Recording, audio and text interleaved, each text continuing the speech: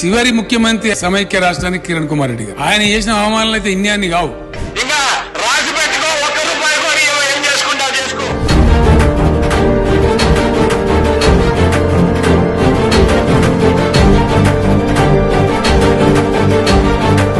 రాష్ట్రమయ్యే పరిస్థితి వస్తే రైతులకి ఎటువంటి పరిస్థితి ఉంటుందో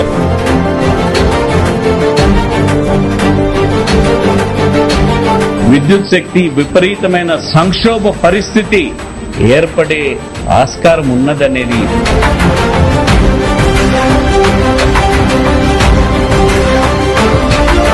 ఇది పూర్తిగా ఇబ్బందికరమైన పరిస్థితులు ఇరిగేషన్లో వస్తాయి.